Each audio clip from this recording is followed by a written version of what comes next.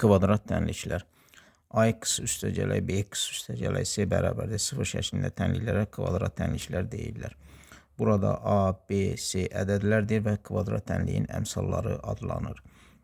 Məhz bu əmsallardan təşkil olunmuş belə bir ifadə isə kvadrat tənliyin həllini hesablamaq üçün kəşf olunub. Aydındır ki, buradakı kökaltı ifadədən asılı olaraq bu ifadə mənalıdır, yoxsa mənalı deyil.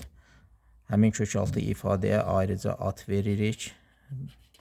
Diskriminant adlanır.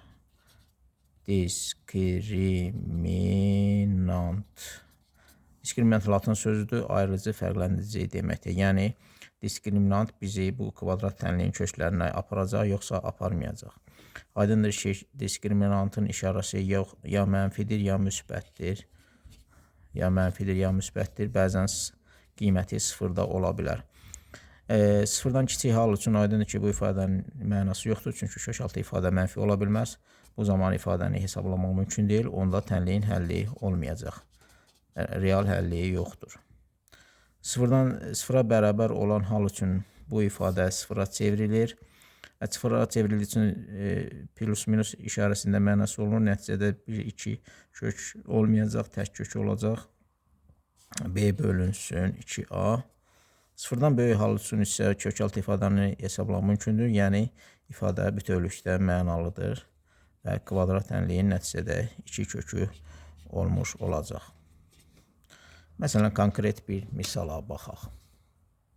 Məsələn, fərz eləyək ki, deyək ki, 2x kvadrat üstəgəl 3x üstəgəl 1 bərabərdir 0 şəklində kvadrat tənlik verilir.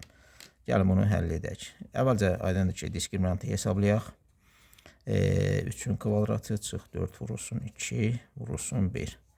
Bu aydındır ki, 1-ə bərabərdir. 10 da 0-dan böyük olduğu üçün 2 dənə kökü olmalıdır. 1 hesablayaq. Mənfi b üstə gəlinsin kökün altında d bölə 2 vurulsun a. Bu da hesablayıb ixtisar edəndən sonra 2-də 1 alınacaq.